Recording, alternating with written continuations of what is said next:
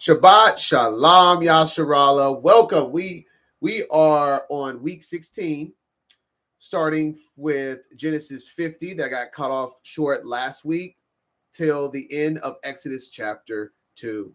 Before we begin, let's blow the trumpets and then we'll pray. Let's do it. Y'all ready? All together.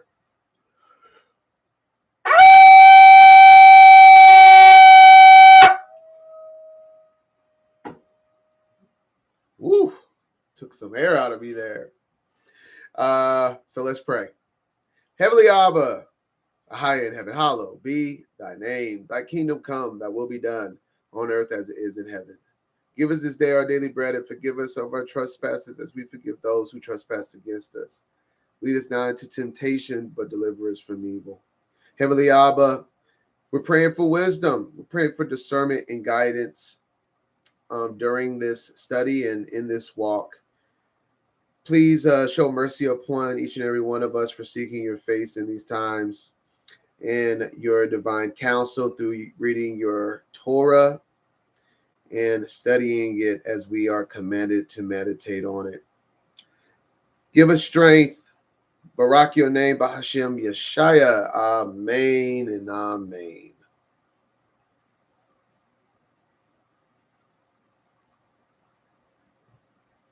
All right. Oh, almost forgot to share screen. Y'all would have been like, we don't see anything. All right. Quick share screen here. All right. Per the usual, I would appreciate y'all if y'all let me know ASAP if something ain't working, the audio goes out, the screen's black, the screen's frozen. Help me. Plenty of Jasher connecting the dots from Genesis to Exodus today. Always fun to get in the book of Jasher. Once again, Genesis 50 through Exodus 2:25, week 16. And my little image here is Moses' little ark, little baby ark that will be put in the water so he could be pulled from water. All right. Genesis 50. Let's begin where we left off. Genesis 50. Then Joseph fell upon his father's face, wept over him, and kissed him. And Joseph directed the physicians in his service to embalm his father Israel. So they embalmed him, taking the 40 days required to complete the embalming. And the Egyptians mourned for him 70 days. When the days of mourning had passed, Joseph said to Pharaoh's court, "If I have found favor in your eyes, please tell Pharaoh that my father made me swear an oath when he said, 'I am about to die. You must bury me in the tomb that I dug for myself in the land of Canaan. Now let me go and bury my father, and then return.' Pharaoh replied, 'Go up and bury your father as he made you swear to do.' Then Joseph went to bury his father, and all the servants of Pharaoh accompanied him, the elders of Pharaoh's household, and all the elders of the land of Egypt, along with all of Joseph's household, and his brothers, and his father's household. Only their children and flocks and herds were left in Goshen. Chariots and horsemen alike went up with him, and it was an exceedingly large procession. When they reached the threshing floor of Atad, which is across the Jordan, they lamented and wailed loudly, and Joseph mourned for his father 7 days. When the Canaanites of the land saw the mourning at the threshing floor of Atad, they said, 'This is a solemn ceremony of mourning by the Egyptians.' Thus the place across the Jordan is called Abel Mizraim. So Jacob's sons did as he had charged them. They carried him to the land of Canaan, and buried him in the cave of Machpelah in the field near Mamre, which Abraham had purchased from Ephron the Hittite as a burial site. After Joseph had buried his father, he returned to Egypt with his brothers, and all who had gone with him to bury his father. So the solemn ceremony of mourning by the Egyptians And it says they called it Abel Mizraim. It's supposed to be like the weeping Egyptians, right? Mourning of the Egyptians. Idea of what they're speaking about in verse 11 there. All right, so we're going to go to the book of Jasher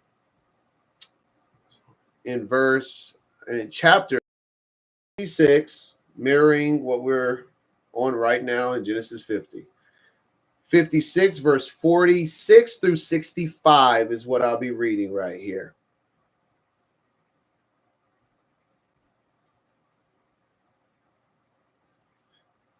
And the reached Esau, saying, Jacob died in Egypt, and his sons and all Egypt are conveying him to the land of Canaan to bury him. Real quick, did y'all want me to do the zoom in thing? I think y'all liked it, even though I had to scroll a little bit. And yeah, let me zoom in a little bit on everything for y'all.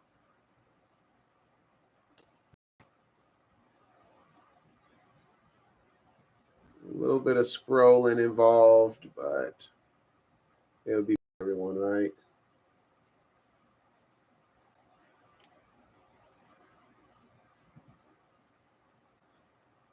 Okay. I think that's good enough right there. Let's continue. Verse 47.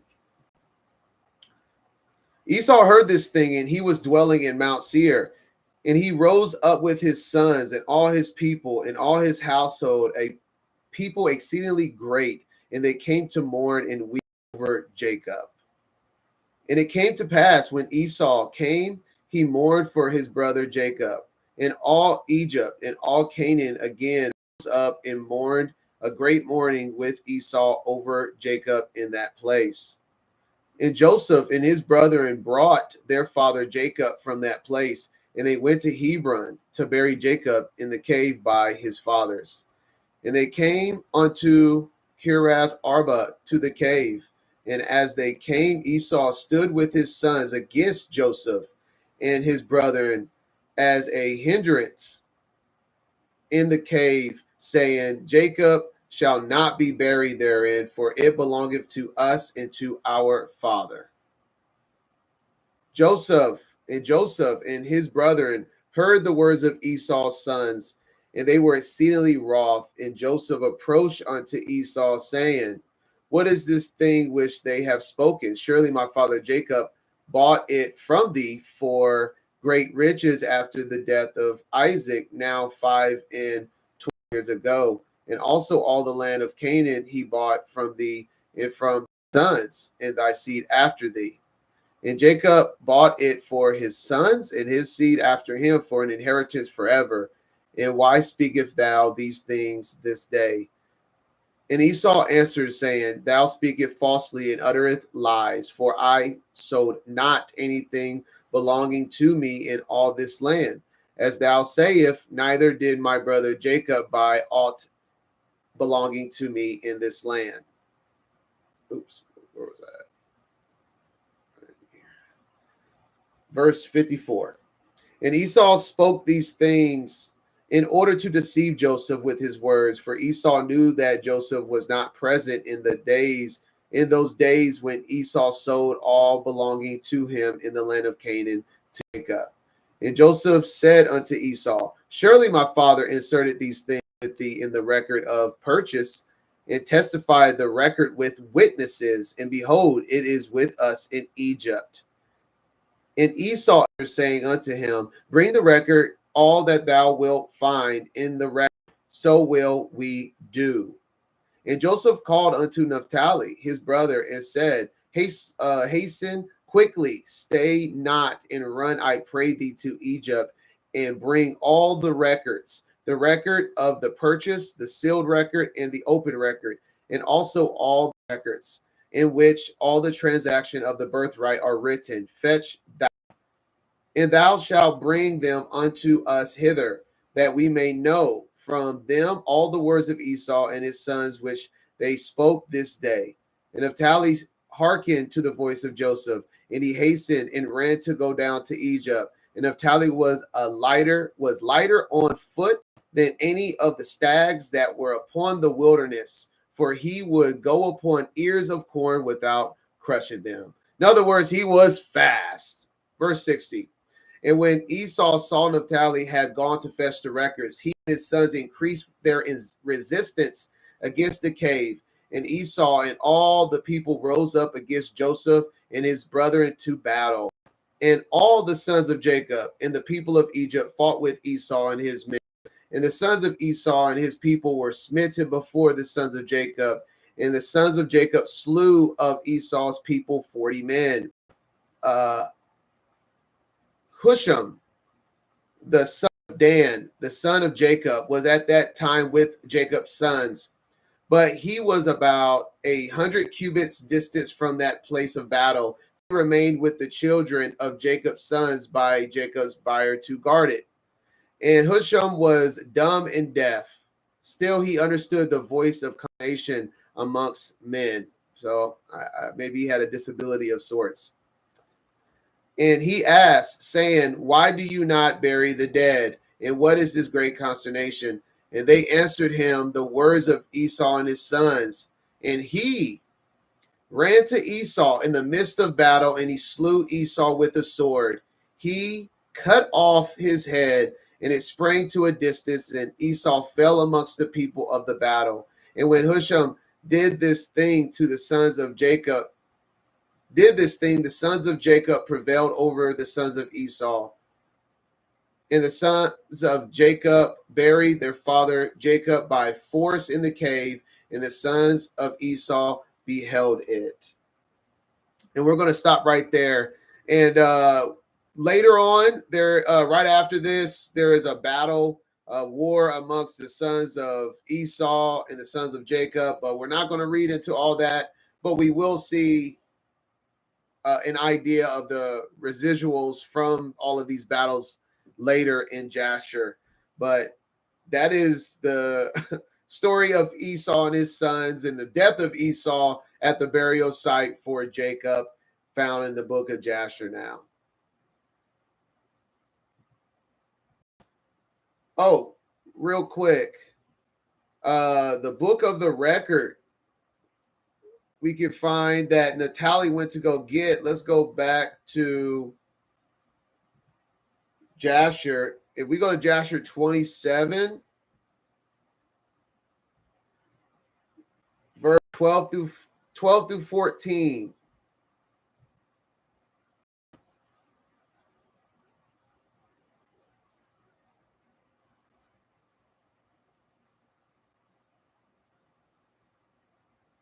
Let me see. Yeah, 12 through 14, chapter 27. And he said unto his brother Jacob, behold, I shall die this day. Wherefore then do I want the birthright? And Jacob acted wisely with Esau in this matter. And Esau sold his birthright to Jacob, for it was so brought about by the Lord. And Esau's portion in the cave of the field of Machpelah, which Abraham had bought from the children of Heth for the possession of the burial ground, Esau also sold to Jacob. And Jacob bought all this from his brother Esau for value given. Verse 14. And Jacob wrote the whole of this in a book, and he testified the same with witnesses, and he sealed it, and the book remains in the hands of Jacob. So, now you know that there was a record, even recorded in the book of Jasher, of exactly the proof that Jacob and his descendants have rights to the burial ground. All right. Yeah, it just you ask like, oh, why did they not put this in the canon? It's because it's in the book of Jasher. Think about it, guys. Why is there's a lot of details that we could find in the stories in the Torah itself that is spoken throughout the canon, but not every detail is written in the books given. They're in other books, right? All right. Chapter 50 of Genesis, verse 15. When Joseph's brothers saw that their father was dead, they said, "What if Joseph bears a grudge? Then he will surely repay us for all the evil that we did to him." So they sent word to Joseph, saying, "Before he died, your father commanded, 'This is what you are to say to Joseph. I beg you, please forgive the transgression and sin of your brothers, for they did you wrong. So now, Joseph, please forgive the transgression of the servants of the God of your father." When their message came to him, Joseph wept. His brothers also came to him, bowed down before him, and said, "We are your slaves." But Joseph replied, "Do not be afraid. Am I in the place of God? As for you, what you intended against me for evil, God intended for good, in order to accomplish a day like this, to preserve the lives of many people. Therefore, do not be afraid. I will provide for you and your little ones." So Joseph reassured his brothers and spoke kindly to them. Now Joseph and his father's household remained in Egypt, and Joseph lived to the age of 110. He saw Ephraim's sons to the third generation, and indeed the sons of Machir, son of Manasseh, were brought up on Joseph's knees. Then Joseph said to his brothers, "I am about to die, but God will surely visit you and bring you up from this land to the land he promised on oath to Abraham, Isaac, and Jacob." And Joseph made the sons of Israel take an oath and said, "God will surely attend to you, and then you must carry my bones up from this place." So Joseph died at the age of 110, and they embalmed his body and placed it in a coffin in Egypt.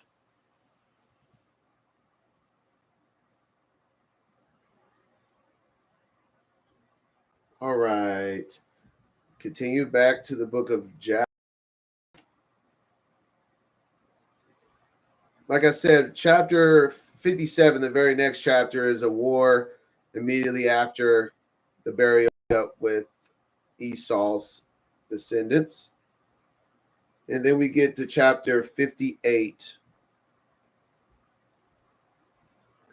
58, and we will be reading verses 1 through 28. So now we're going to start reading quite a bit of Jasher, because from the end of Genesis, you have Jacob, then Joseph's death, and then boom, we're in the time of Moses, and there's quite a few years in between here. So let's do this. Let's read chapter 58 of Jasher, 1 through 28. And it came to pass in the 32nd year of the Israelites going down to Egypt, that is the 71st year of the life of Joseph. In that year died Pharaoh, king of Egypt, and Magron, his son, reigned in his stead. And Pharaoh commanded Joseph before his death to be on Magron, and that Magron should be under the care of Joseph and under his counsel. And all Egypt consented to this thing, that Joseph should be king over them, over all the Egyptian.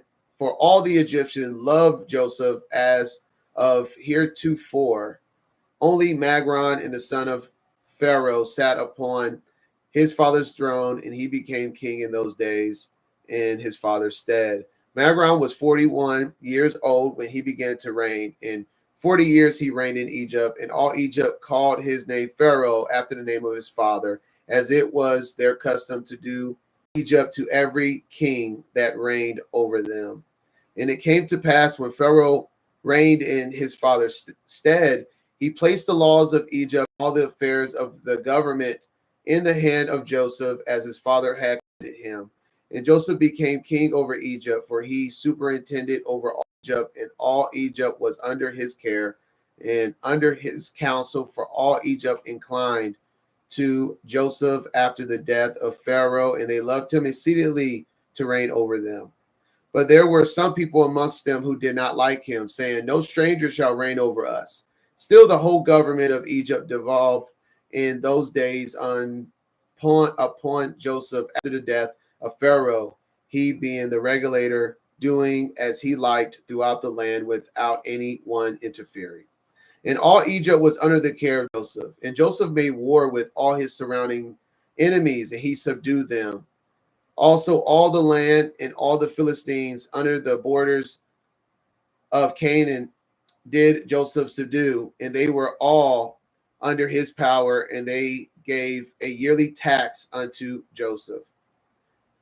And Pharaoh, king of Egypt, sat upon his throne in his father's stead, but he was under the control and counsel of Joseph, as he was at first under the control of his father. Neither did he reign, but in the land of Egypt only, under the counsel of Joseph. But Joseph reigned over the whole country at that time, from Egypt unto the great river Pirath. And Joseph was successful in all his ways, and the Adon was with him. And the Adon gave Joseph additional wisdom and honor and glory and love towards him in the hearts of the Egyptians and throughout the land. And Joseph reigned over the whole country 40 years. In all the countries of the Philistines and Zidon, and on the other side of Jordan, brought presents unto Joseph all his days, and the whole country was in the hands of Joseph, and they brought unto him a yearly tribute, as it was regulated, for Joseph had fought against all his surrounding enemies and subdued them. And the whole country was in the hand of Joseph, and sat securely upon his throne. And also all his brethren, the sons of Jacob, dwelt securely in the land, and all the Joseph, and they were fruitful and multiplied exceedingly in the land. They served the Adon all their days, as their father.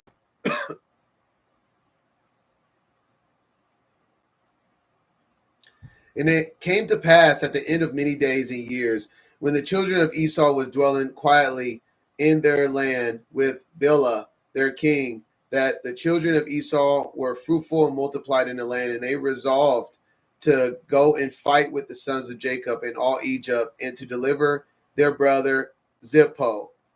Okay, so we're going to do, in the next chapter, we're going to do a recap of Zippo, which is a guy that was taken prisoner from the first battle after they buried Jacob that I spoke about. But we'll expound on it in a little bit. The son of Eliphaz and his men, for they were yet in those days slave to Joseph. The children of Esau sent unto the children of the east, and they made peace with them. And all the children of the east came unto them to go to the children of Esau to Egypt to battle.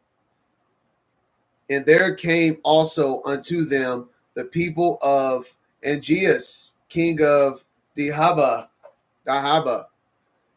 and they also sent unto the children of Ishmael, and they also came unto them. And all these people assembled and came to Seir to assist the children of Esau in their battle. And this camp was very great and heavy with people, numerous as the sand of the sea, about 800,000 men, infantry, and cavalry. And all these troops went down to Egypt to fight with the sons of Jacob, and they encamped by Ramses. And Joseph went forth with his brethren, with the mighty men of Egypt, about 600 men. You see that difference, 600 to 800,000? It's staggering, right? And they fought with them in the land of Ramses, and the sons of Jacob at that time again fought with the children of Esau in the 50th year of Jacob going down to Egypt. That is the 30th year of the reign of Bela over the children of Esau and Seir. And the Adon gave all the mighty men of Esau and the children of the east into the hands of Joseph and his brethren. And the people of the children of Esau and the children of the east were smitten before Joseph. And of the people of Esau and the children of the east that were slain, there fell before the sons of Jacob about 200,000 men. And their king Bela, the son of Beor, fell with them in battle when the children of Esau saw that their king had fallen in battle and was dead. Their hands became weak in combat. Joseph and his brethren and all Egypt were still smiting the people of the house of Esau, and all Esau people were afraid of the sons of Jacob and fled from before them. And Joseph and his brethren and all Egypt pursued them a day's journey, and they slew yet from them about 300 men, continuing to smite them in the road. And they afterwards turned back from them. And Joseph and all his brethren returned to Egypt. Not one man was missing from them. But of the Egyptians there fell 12 men. And Joseph returned to Egypt. He ordered Zippo and his men to be additionally bound. And they bound them in irons, and they increased their grief. And all the people of the children of Esau and the children of the east returned in shame, each unto his city, for all the mighty men that were with them had fallen in battle. And when the children of Esau saw that their king had died in the battle, they hastened and took a man from the people of the children of the east. His name was Joab, the son of Zarach, from the land of Batzra. And they caused him to reign over them instead of Bela their king. And Joab sat upon the throne of Bela as king in his stead. And Joab reigned in Edom over all the children of Esau 10 years. And the children of Esau went no more to fight with the sons of Jacob from that day forward. For the sons of Esau knew the valor of the sons of Jacob, and they were greatly afraid of them.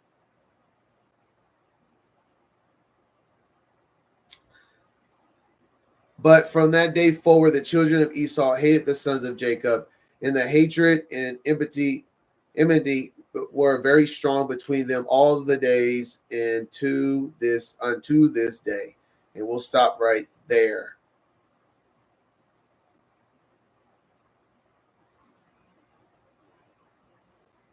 All right. So we see, I just wanted to read a story because there's a lot more battles. And like I said, it was a battle already with the sons of Esau. Just was wanted to read one little part of the battles because there's a lot of battles during this time. If you read all of Jasher. So obviously we don't have time to read all of that.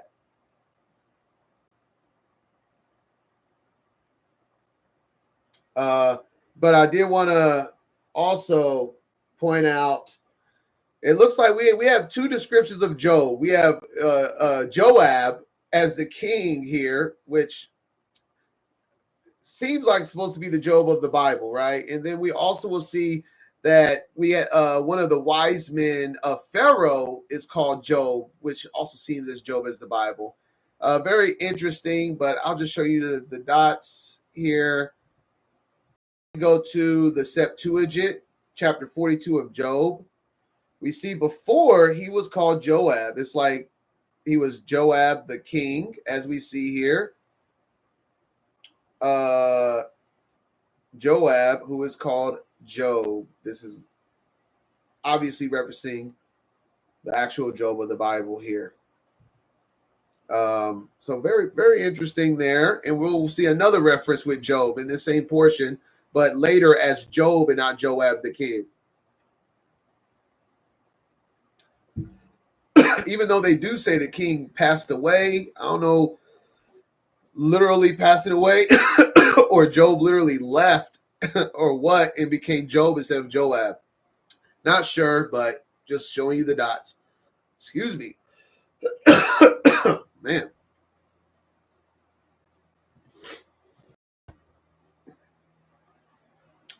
All right. And that was chapter 50 of the book of Genesis. And for the first time ever, we're transitioning into another book in one Torah portion.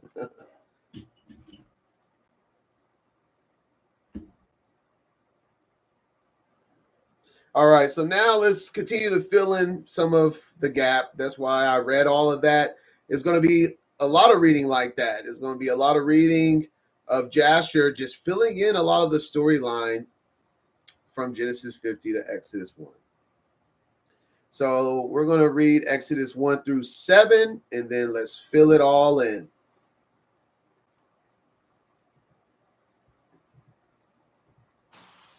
Exodus 1. These are the names of the sons of Israel who went to Egypt with Jacob, each with his family: Reuben, Simeon, Levi, and Judah; Issachar, Zebulun, and Benjamin; Dan and Naphtali, Gad and Asher. The descendants of Jacob numbered 70 in all, including Joseph, who was already in Egypt. Now Joseph and all his brothers and all that generation died. But the Israelites were fruitful and increased rapidly. They multiplied and became exceedingly numerous, so that the land was filled with them. All right. So on that note, they died and they became numerous. This is where we're going to expound on in the book of Jasher. On that note, we will be in chapter 59. Just going to read verse 28, and then we're going to jump to 61. Because like I said, there's a ton of dialogue, and I encourage you to read it on your own time. So 59, verse 28. And it came to pass after the death of Joseph that we read at the end of Genesis 50. All the Egyptians began in those days to rule over the children of Israel. And Pharaoh, king of Egypt, who reigned in his father's stead, took all the laws of Egypt and conducted the whole government of Egypt under his counsel, and he reigned securely over his people. All right, so things begin to change. Obviously, after king of Egypt, Joseph, passes. Now we're going to scroll down to, and then we have more war. Chapter 60 is a more war. Like I said, a lot of war. Then we're skimming through. We're going to go to chapter 61, and we're going to read 1 through 12. And it came to pass at that time, Pharaoh, king of Egypt, commanded all his people to make for him a strong palace in Egypt. And he also commanded the sons of Jacob to assist the Egyptians in the building. And the Egyptians made a beautiful and elegant palace for a royal habitation. And he dwelt therein, and he renewed his government, and he reigned securely. And Zebulun, the son of Jacob, died in that year. That is the 72nd year of the going down of the Israelites to Egypt. And Zebulun died 140 years old and was put into a coffin and given into the children. And in the 75th year died his brother Simeon. He was 120 years old at his death, and he was also put in a coffin and given into the hands of his children. Zippo, so the name I said will come back up again, the son of Eliphaz, the son of Esau, captain of the host of Angeas, king of Dihaba, was still daily enticing Angeas to prepare for battle to fight with the sons of in Egypt. And Angeas was unwilling to do this thing, for his servants had related to him all the might of the sons of Jacob, that what they had done unto them in their battle with the children of Esau. Okay, so real quick before we continue, I wanted to do a quick recap on Zippo. So now he's free. So I'm gonna stopping at verse 5, we're gonna go to chapter 57, verse 1 through 3, doing a recap on Zippo because he's kind of a prominent character with throughout the book of Jasher when it comes to Esau, the sons of Esau waging war. He's like the centerpiece bad guy per se. And it was after this that the sons of Esau waged war with the sons of Jacob. So after this was the burial of Jacob. The sons of Esau fought with the sons of Jacob in Hebron, and Esau was still lying dead and not buried. And the battle was heavy between them, and the sons of Esau were smitten before the sons of Jacob. And the sons of Jacob slew the sons of Esau, 80 men, and not one died of the people of the sons of Jacob. And the hand of Joseph prevailed over all the people of the sons of Esau. And he took Zippo, the son of Eliphaz, the son of Esau, and 50 of his men captive. And he bound them with chains of iron and gave them the hands of his servants to bring them to Egypt. Okay, so we have that quick recap on the origin story of this. Then we're going to go to chapter 60, verse 1 and 2. And when the year, so after the death of Joseph, and when the year came round, being the 72nd year from the Israelites going down to Egypt, after the death of Joseph, Zippo, the son of Eliphaz, the son of Esau, fled from Egypt. He and they went away. And he came to Africa, which is Dahaba, to Angeas, king of Africa. And Angeas received them with great honor, and he made Zippo the captain of his host. All right, so that I wanted to read all of that together. So now we're getting more and more into it. We can connect these dots now. All right. So now we're back in 61 verse. We just read verse 5. That we see that there's a war, a brewing, led by Zippo that will be foreshadowing a later battle. Continuing verse 6. And Zippo was in those days daily enticing Angeas to fight with the sons of Jacob those days. And after some time, Angeas hearkened to the words of Zippo, sent to him to fight with the sons of Jacob in Egypt. And Angeas got all his people in order, a people numerous as the sand which is upon the seashore, and he formed his resolution to go to Egypt to battle. And amongst the servants of Angeas was a youth 15 years old.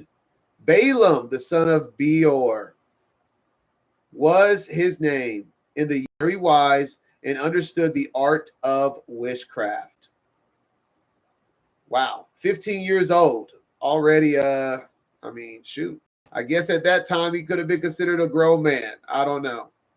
And Angeas said unto Balaam, conjure for us, I pray thee, with the witchcraft, that we may know who will prevail in this battle to which we are now proceeding. And Balaam ordered that they should bring him wax, and made thereof the likeness of chariots and horsemen, presenting the armies of Angeas and the army of Egypt. And he put them in a cunningly prepared waters that he had for that purpose. And he took in his hand the boughs of the myrtle trees, and he exercised his cunning, and he joined them over the water, and there appeared unto him the waters, in the water, the resembling image of the hosts of Angeas falling before the resembling images of the Egyptians and the sons of Jacob. And Balaam told this thing to Angeas, and Angeas despaired and did not arm himself to go down to Egypt to battle. He remained in his city. And when Zippo, the son of Eliphaz, saw that Angeas despaired of going forth to battle with the Egyptians, Zippo fled from Angeas from Africa, and went and came unto Shittim. And so a part of that story was also the introduction in verse 8 to Balaam, the son of Beor. And yes, if you're thinking, is this the Balaam found in Numbers chapter 22 and 23? Man, you're thinking right. It definitely is.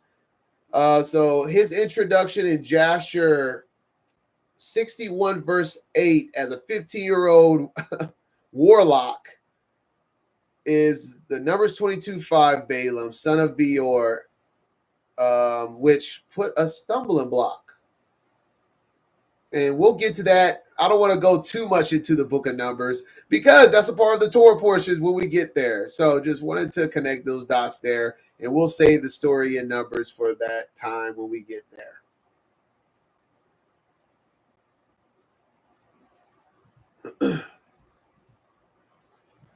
All right, we're continuing into the next chapter now. We're going to chapter 62. We're going to read verse 1 through... we're going to read this whole chapter. No, not yet. Excuse me.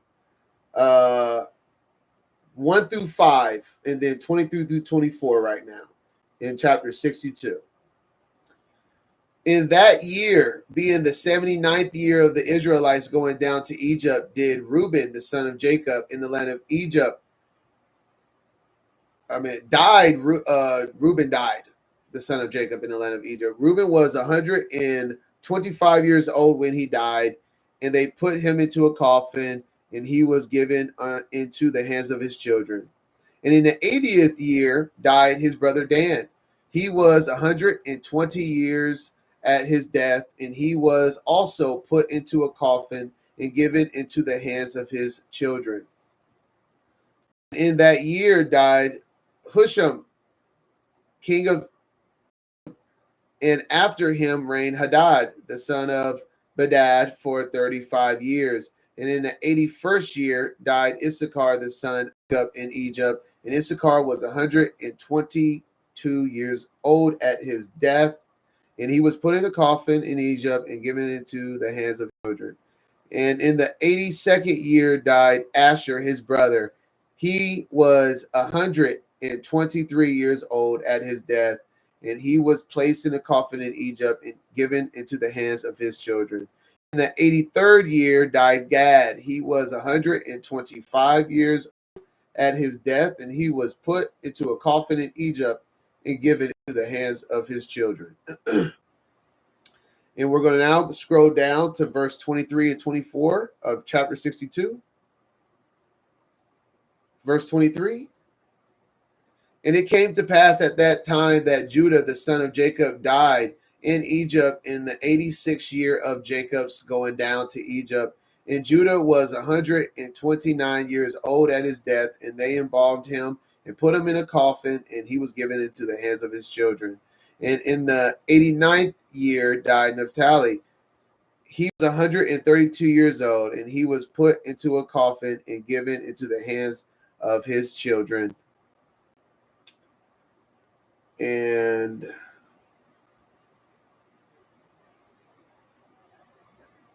yeah, we're going to stop there and go to chapter 63. Are y'all with me?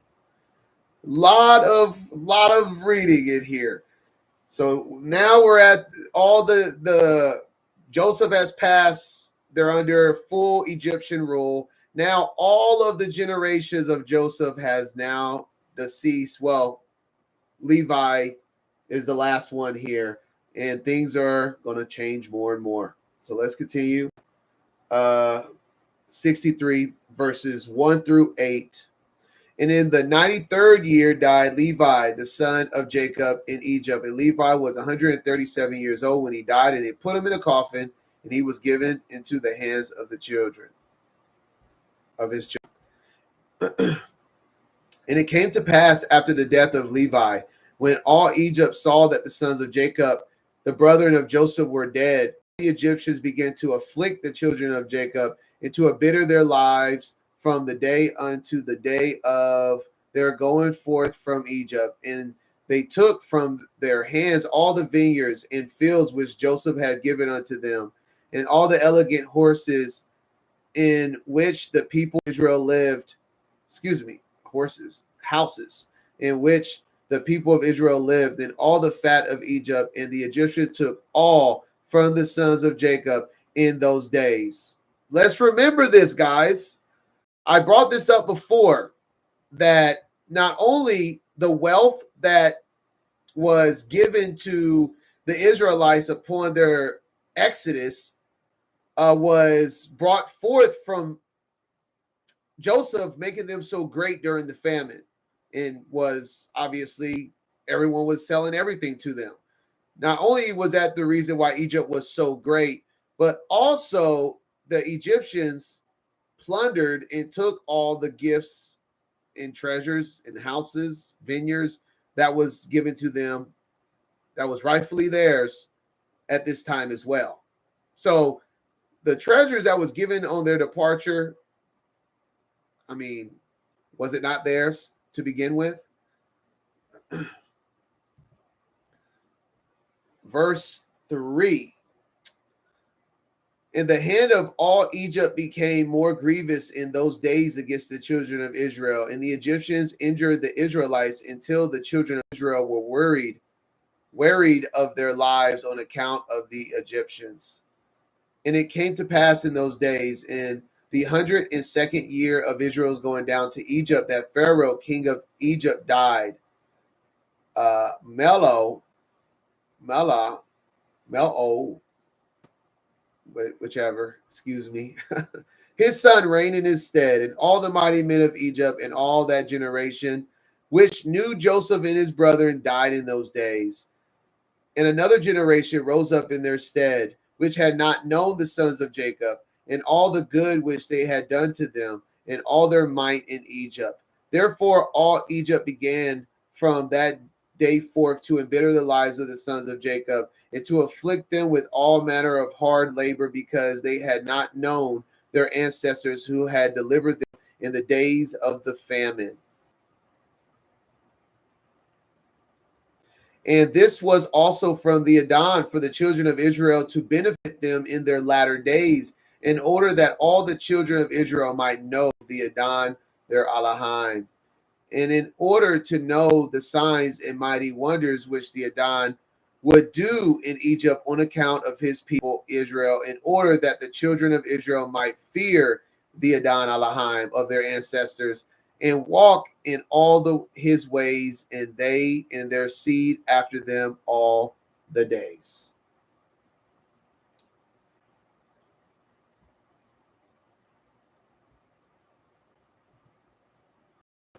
All right. Now we're back in the book of Exodus. We're going to read and starting at verse 8 now.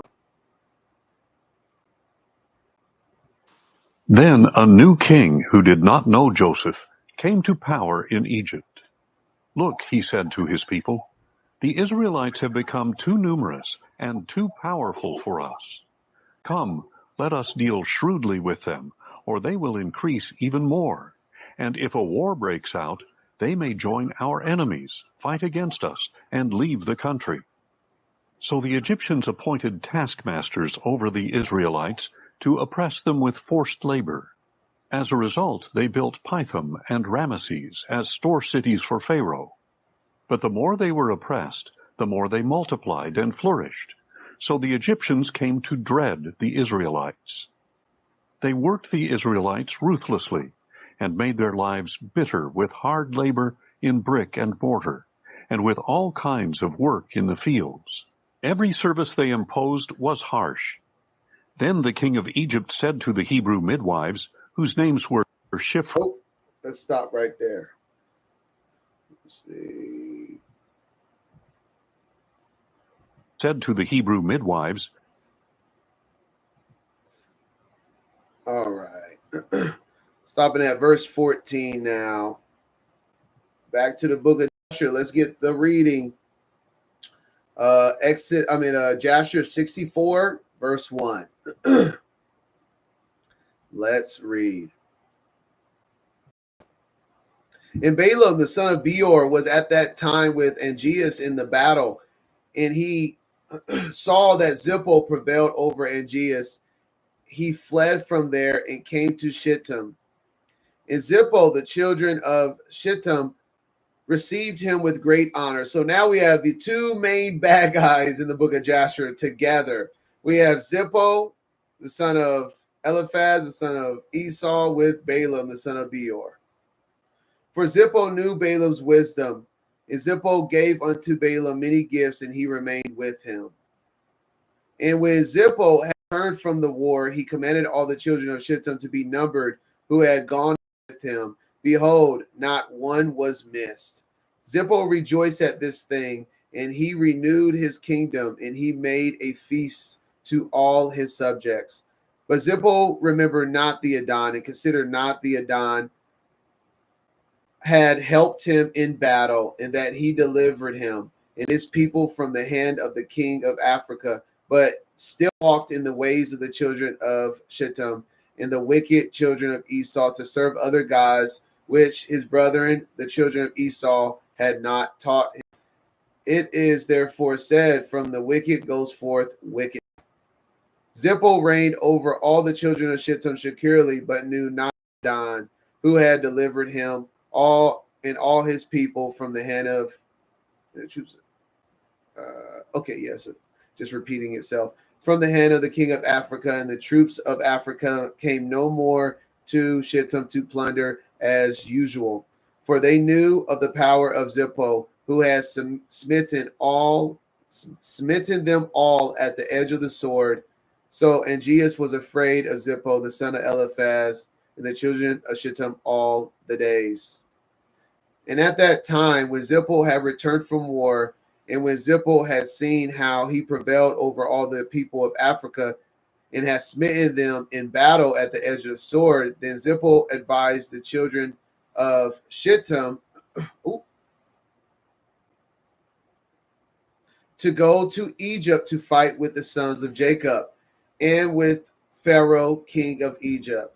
For Zippo heard that the mighty men of Egypt were dead, and that Joseph and his brethren, the sons of Jacob, were dead, and that all their children, the children of Israel, remained in Egypt. And Zippo considered to go to fight against them in all Egypt to avenge the cause of his brethren, the children of Esau, whom Joseph with his brethren in all Egypt had smitten in the land of Canaan, when they went up to bury Jacob in Hebron. And so we're going to scroll down here to verse 19. And all Egypt heard their report, and they also gathered themselves together, and all the people of the land of Egypt, and all the cities belonging to Egypt, about 300,000 men. And the men of Egypt sent also the children of Israel, who were in those days in the land of Goshen, to come to them in order to fight with these kings. And the men of Israel assembled and were about 150 men. And they went into battle to assist the Egyptians. And the men of Israel and of Egypt went forth about 300,000 men and 150 men. And they went towards these kings to battle, and they placed themselves out the land of Goshen opposite of Pathros. And the Egyptians believed not in Israel to go with them in their camps together for battle. The Egyptians said, perhaps the children of Israel will deliver us in the hands of the children of Esau and Ishmael, for they are their brethren, which, Ishmael, son of Abraham, and Esau's the son of Isaac. Verse 24, and all the Egyptians said unto the children of Israel, remain you here together in your stand, and we will go and fight against the children of Esau and Ishmael. And if these kings should prevail over us, then come you all together upon them and assist us. And the children of Israel did so. Scrolling down more, we, like I said, just a lot of details of the battles in this time. Like I said, I encourage you to read Jasher in its entirety, especially during these weeks. Go in there in the midst of the week of these Torah portions and read everything that we don't have time to read together, right? All right, scrolling down now to verse 31. And all the Egyptians fought with these kings opposite Pathros and Patches, and the battle was severe against the Egyptians. And the kings were stronger than the Egyptians in that battle. And about 180 men of Egypt fell on that day, and about 30 men of the forces of the kings, and all of the men of Egypt fled from before the kings. So the children of Esau and Ishmael pursued the Egyptians, continuing to smite them unto the place where was the camp of the children of Israel. And all the Egyptians cried unto the children of Israel, saying, hasten to us and assist us and save us from the hand of Esau, Ishmael, and the children of Shittim. And the 150 men of the children of Israel ran from their station camps of these kings. And the children of Israel cried unto the Adon their Elohim to deliver them. And the Adon hearkened to Yasharallah, and the Adon gave all the men of the kings into their hands. And the children of Yasharallah fought against these kings. And the children of Israel smote about 4,000 of the king's men. And the Adon threw a great consternation in the camp of the king, so that the fear of the children of Israel fell upon them. And all the hosts of the kings fled from before the children of Israel. And the children of Israel pursued them, continuing to smite them of the land of Cush. And the children of Israel slew them in the road, yet 2,000 men. And of the children of Israel, one fell.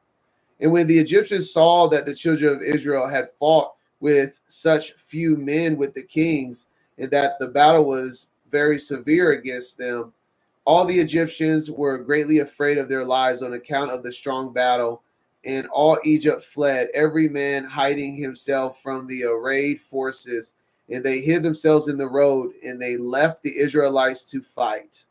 So they pretty much abandoned the battle and left the Israelites to die if they weren't going to survive. And the children of Israel inflicted a terrible blow upon the king's men, and they returned from them after they had driven them to the border of the land of Cush. And all Israel knew the thing which the men of Egypt had done to them, that they had fled from them in battle and had left them to fight alone. So the children of Israel also acted with cunning, and as the children of Israel returned from battle, they found some of the Egyptians in the road and smote them there. And while if they slew them, they said unto them these words, Wherefore did you go from us and leave us, be against these kings, who had a great people to smite us, that you might thereby deliver your own souls? And of some which the Israelites met on the road, the children of Israel, spoke to each other, saying, Smite, smite, for he is an Ishmaelite or an Edomite, or from the children of Shittim. And they stood over and slew him. And they knew that he was an Egyptian. So they were pretty much killing the Egyptians, calling them the Ishmaelites or Edomites like they were their enemies because they abandoned them in battle. And the children of Israel did these things cunningly against the Egyptians because they had deserted them in battle and had fled from them. And the children of Israel slew of the men of Egypt in the road in this manner about 200 men. And all the men of Egypt saw evil which the children of Israel had done to them. So all Egypt feared greatly the children of Israel, for they had seen their great power, and not one man of them had fallen. So all the children of Israel returned with great joy on their road to Goshen, and the rest of Egypt returned, each man to his place. I also want to add context to what we read in Exodus chapter 1. This is why when we read in Exodus chapter 1, when it says, Come, let us deal truly with them, for they will increase even more. And if a war breaks out, they may join our enemies and fight against us and leave the country. This was a part of one of these battles. Like they said this in the book of Jasher, like these are actually their kinfolk. They may fight against us, and then they saw how strong the Israelites were. So they were like, we have to oppress them, because if we allow them, they will be stronger and mightier than us.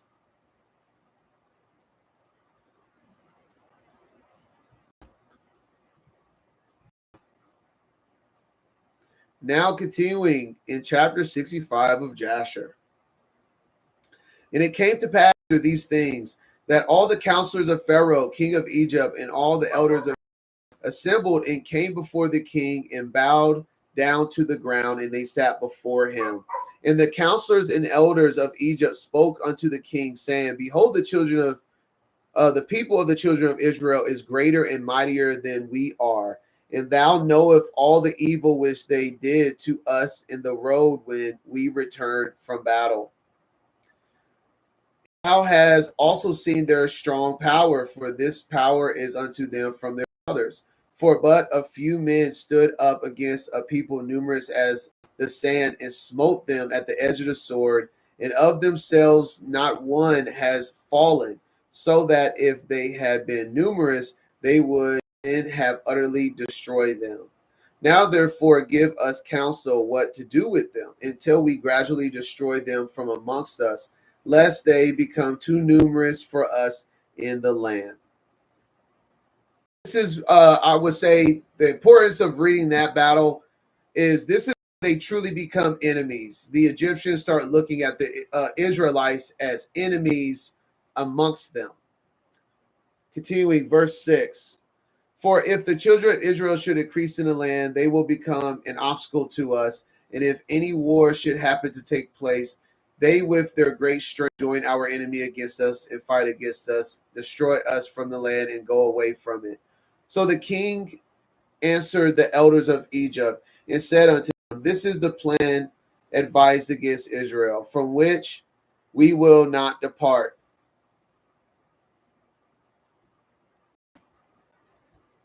Behold, in the land are Pithoth and these cities unfortified against battle.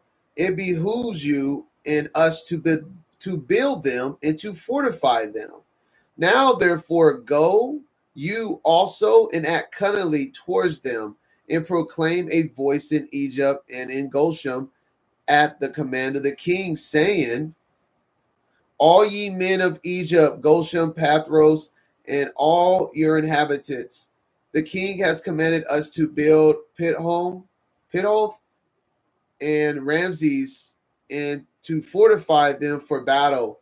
Who amongst you of all Egypt and the children of Israel and of all the inhabitants of the cities are willing to build with us, shall each have his wages given to him at the king's order.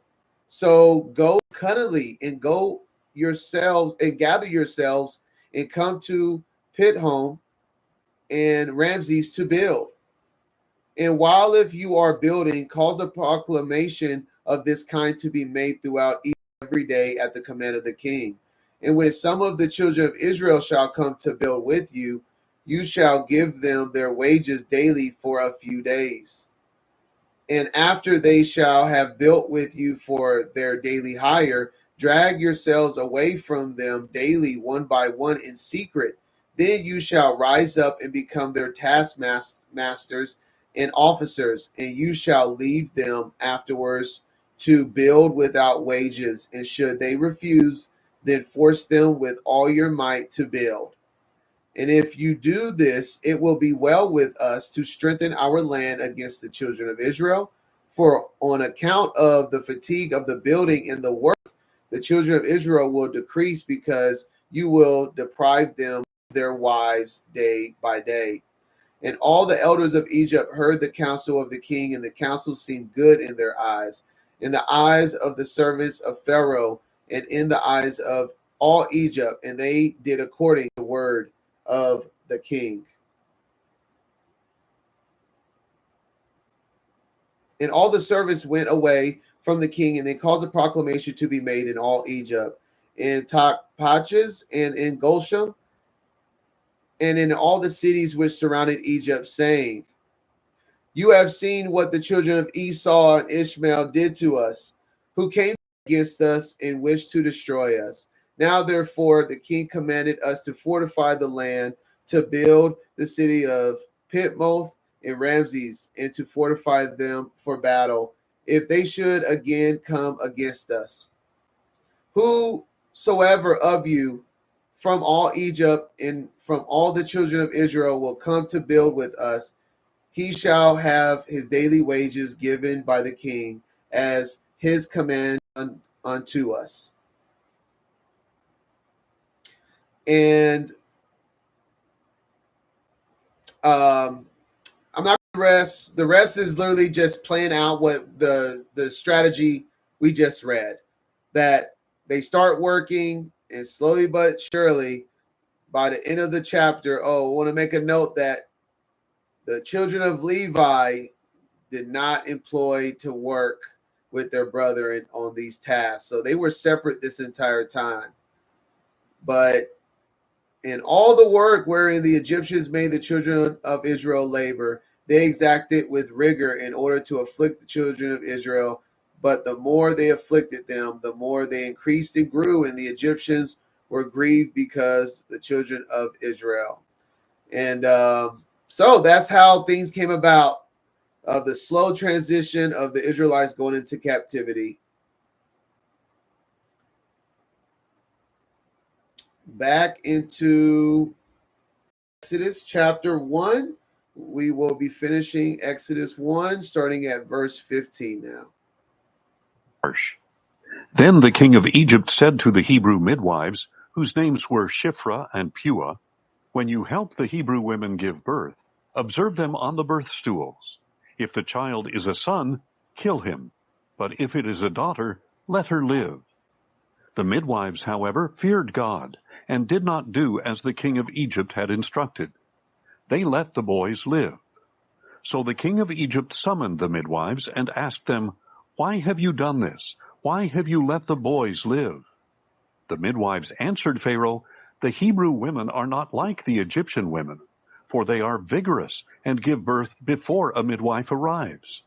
So God was good to the midwives, and the people multiplied and became even more numerous. And because the midwives feared God, he gave them families of their own. Then Pharaoh commanded all his people, Every son born to the Hebrews you must throw into the Nile, but every daughter you may allow to live. All right, so in the midst of what we just read of them going into servants of Egypt, it gets more and more vigorous to the point that they're trying to kill their seed. And the instruction to the midwives to kill the boys says that the Hebrew women are not like the Egyptian women, for they are vigorous and give birth before a midwife arrives. I'm going to read this verse. Yes, I'm going to read this verse in the Targums. Exodus 1:19. And the midwife said to Pharaoh, the Judeath women are not as the Mizraite, the Egyptians, for they are sturdy and courageous and wise-minded.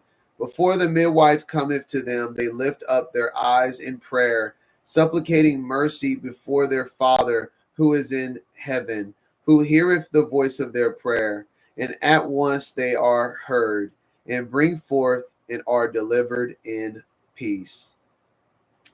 Just thought that was poetically put for all the women having children. Pray to the Father that it may be delivered in peace. All right. Now going into Jasher, chapter 66, starting.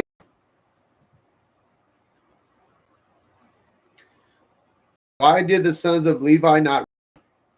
Well, I'll read a little bit more. We just read it. I was reading right here. I'm going back. 66, Jasher 65. I'll read verse 32 and 33 real quick. But the children of Levi were not employed in the work with their brethren of Israel from the beginning unto the day of their going forth from Egypt. For all the children of Levi knew that the Egyptians had spoken all these words with deceit to the Israelites. Therefore, the children of Levi refrained from approaching to do the work with their brethren.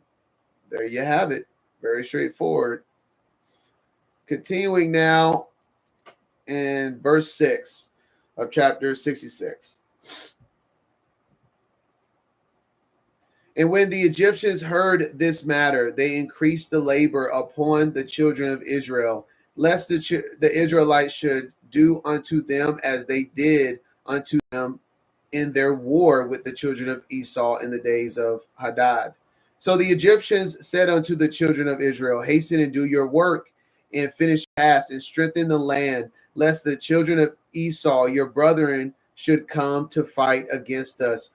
For on your account they will come against us. So that was why I say it's so important to get the details. That the war was the reason that like sparked all of this. To see their strength, the fact that the Israelites smite them back on the roads for abandoning them. Then the Israelites was seen as a terror to the Egyptians. So they put this plan together, and then they used the war to say we need to fortify. So all of these things are connected that we're piecing together here in the meantime of how they get into such a tough spot of in bondsmen when they were such a mighty people at one point, right? Verse 8, and the children of Israel did the work of the men of Egypt day by day, and the Egyptians afflicted the children of Israel in order to lessen them in the land. But as the Egyptians increased the labor upon the children of Israel, so did the children of Israel increase and multiply, and all Egypt was filled with the children of Israel. And in the 125th year of Israel's going down in Egypt, all the Egyptians saw that their counsel did not succeed against Israel, but they increased and grew in the land of Egypt, and in the land of Goshen were filled with the children of Israel. So all the elders of Egypt and his wise men came before the king and bowed to him and sat before him. And all the elders of Egypt and wise men thereof said unto the king, may the king live forever. Thou didst counsel us the counsel against the children of Israel, and we did unto them according to the word of the king. But in proportion to the increase of the labor, so do they increase and grow in the land. And behold, the whole country is filled with them. Now, therefore, our Lord and King, the eyes of all Egypt are upon thee to give them advice with thy wisdom, by which they may prevail over Israel to destroy them or to diminish them from the land. And the king answered them, saying, give you counsel in this matter, that we may know what to do unto them. Officer, one of the king's counselors, whose name was Job, from Mesopotamia, in the land of Uz, answered the king, saying. So now we have part 2 of a Job being mentioned here. Let's go to Job chapter 1, verse 1 and 8. There was a man in the land of Uz whose name was Job, and that man was perfect and upright, and one that feared Elohim and eschewed evil. And the Most High said unto saying, hast thou considered my servant Job, that there is none like him in the earth, a perfect and upright man, one that feareth Elohim. And so we're looking at the timeline here. The fact that Job not only is an Edomite man being called perfect and upright, but I don't know at what time Job became perfect and upright, because you know people's lives, you go through transformations. He grew up an Edomite, so he probably had some things that he had to work through. And even right now, what we're reading, when Job's amongst Pharaoh, who knows if he is the perfect and upright man at this time. First and foremost, I don't know specifically the time frame. It doesn't give us for the book of Job when this is said about him. But also the timeline, we want to say that when Job is said that he is, what's it say? That there is none like him in the earth. This makes sense of the timeline, because if Joseph was alive, this would not have been said. If Moses was alive in his righteous state, this would not have been said, I believe. But Job is between the death of Joseph and before Moses is a grown righteous man. So just saying that would make sense for Job to be able to have such a prestigious title of being there is none like him in the earth, a perfect and upright man. But wow, we see him in the book of Jasher.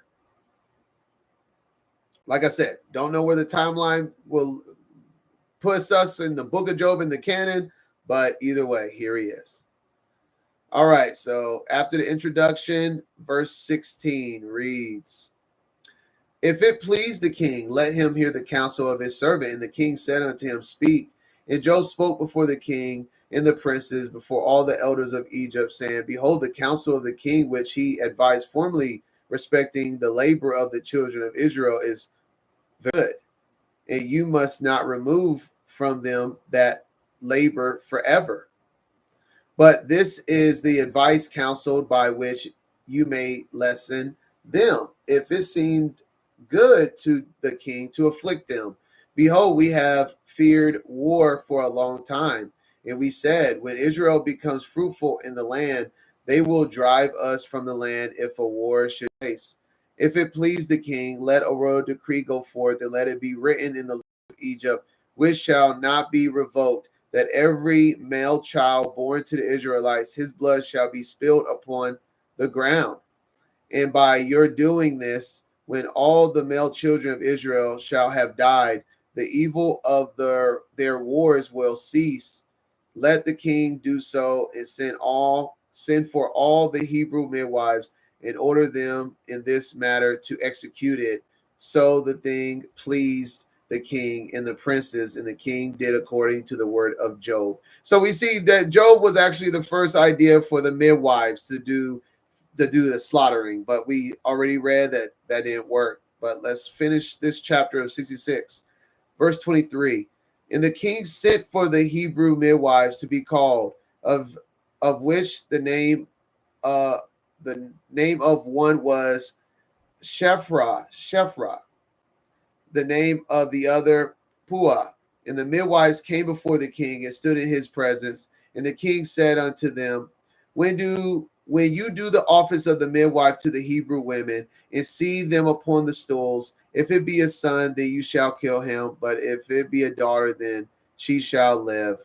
But if you will not do this thing, then I will burn you up in all your houses with fire." But the midwives feared Elohim, and did not hearken to the king of Egypt, nor his words. And when the Hebrew women brought forth to the midwife, son or daughter, then did the midwife do all that was necessary to the child, and let it live. Thus did the midwives all the days.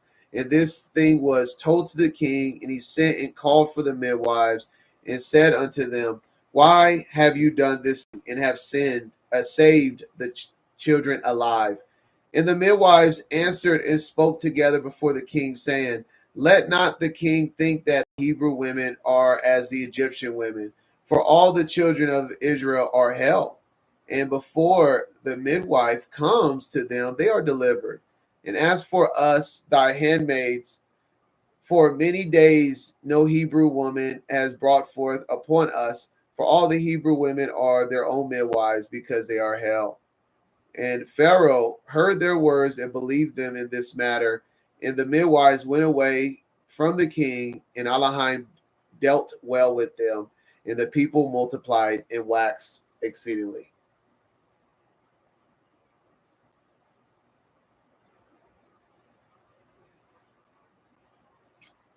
Continuing, chapter 67,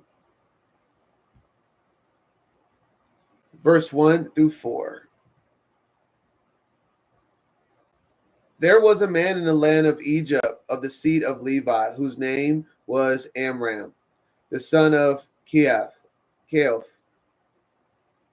the son of Levi, the son of Israel. This man went and took a wife, namely Jochebed, the daughter of Levi, his father's sister, and she was 100 126 years old, and he came unto, and the woman conceived and bare a daughter, and she called her name Miriam.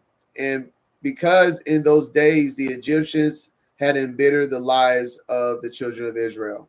And she conceived again and bare a son, and she called his name Aaron. For in the days of her conception, Pharaoh began to spill the blood of the male children. Okay, so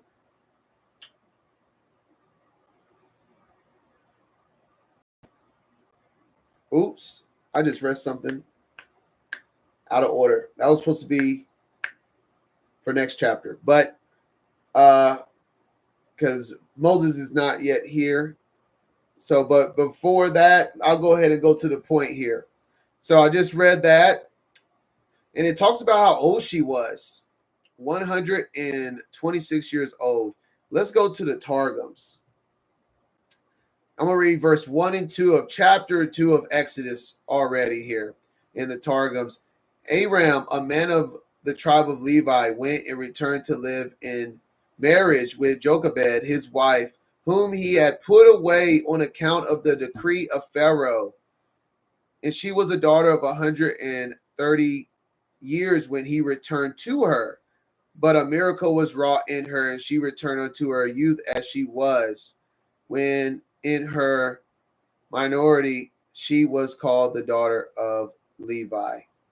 And then obviously we have Moses coming in here. So I put those together because the time, trying to put the time frame and the age and the fact that Miriam and obviously Aaron is older than Moses. And there was a separation after Aaron, because as we read, I'm sorry, I just now sharing this. I just read verse 1 here of chapter 2, just to put the time frame of Aram with Moses' older siblings, as we're getting prepared to introduce Moses here. All right, back in Jasher. Now we're going down to verse 8. And it was after the death of the king of Shittim that Balaam, the son of Beor, from the land of Shittim, and he went and came to Egypt to Pharaoh, king of Egypt. So now Balaam is in Egypt. And Pharaoh received him with great honor, for he had heard of his wisdom and justice, and made him for a counselor and aggrandized him. And Balaam dwelt in Egypt in order and honor with all the nobles of the kings, and the nobles exalted him, because they all coveted to learn his wisdom. And in the 130th year of Israel's going down to Egypt, Pharaoh dreamed that he was sitting upon his kingly throne, and lifted up his eyes and saw an old man standing before him, and there were scales in the hands of the old man. Such scales are used by merchants. And the old man took the scales and hung them before Pharaoh.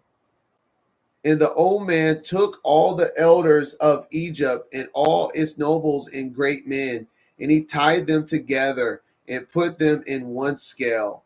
And he took a milk kid and put it unto the other scale, and the kid preponderated over all. And Pharaoh was astonished at this dreadful vision, why the kid should preponderate over all. And Pharaoh awoke, and behold, it was a dream. And Pharaoh rose up early in the morning and called all his servants and related to them the dream. And the men were greatly afraid. And the king said to all his wise men, interpret, I pray you, the dream which I dreamed, that I may know it.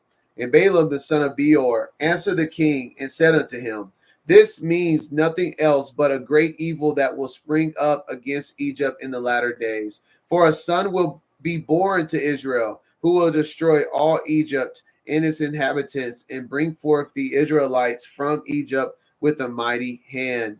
Now, therefore, O king, take counsel upon this matter, that you may destroy the hope of the children of Israel and their expectations before this evil arise against Egypt. All right. And now we're going, oh, what happened there? Go back.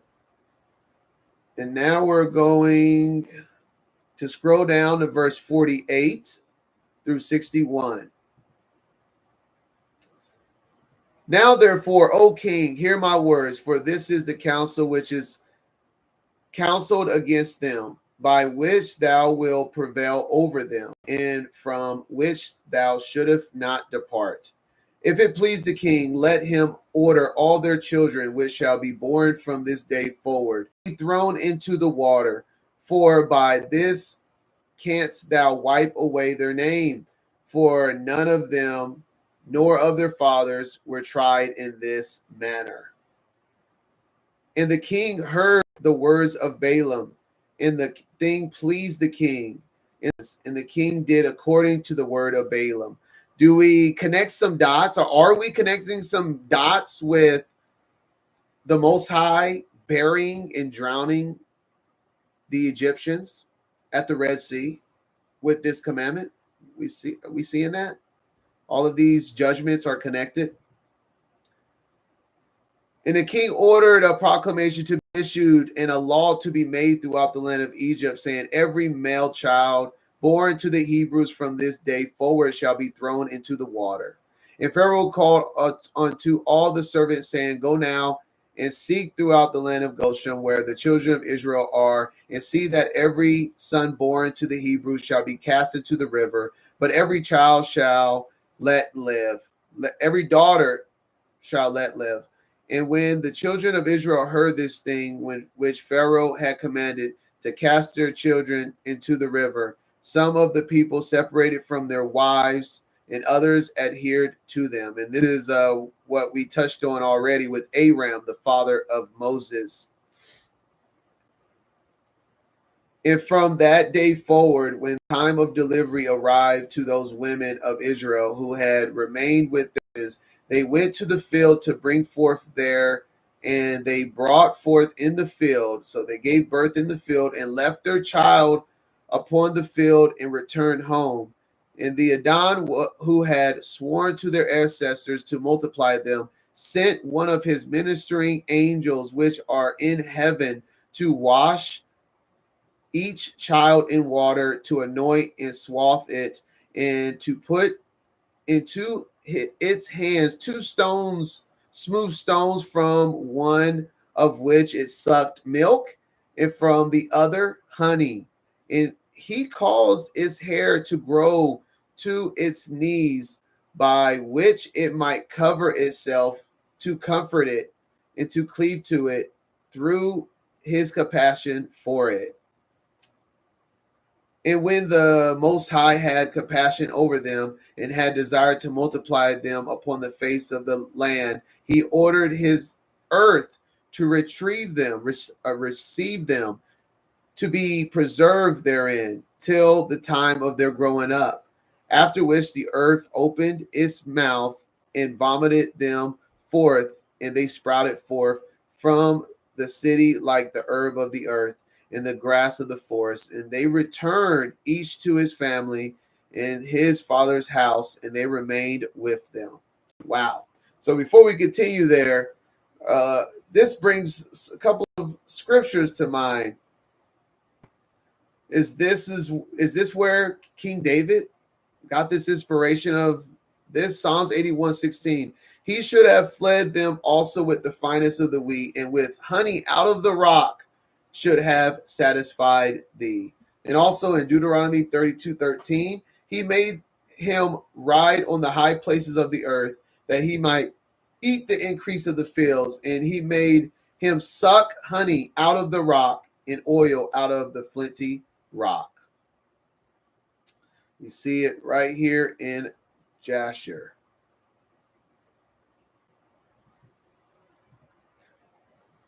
Oh, yeah. All right. Continuing chapter 67.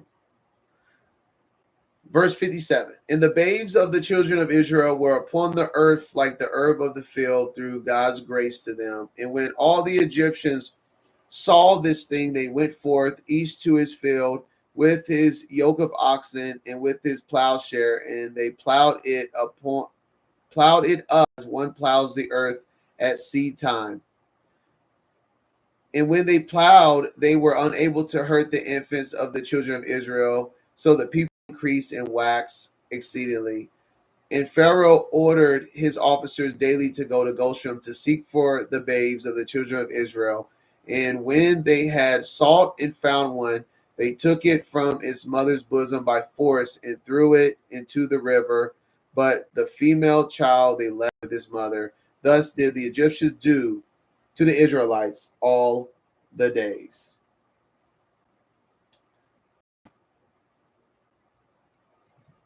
That is Exodus chapter 1.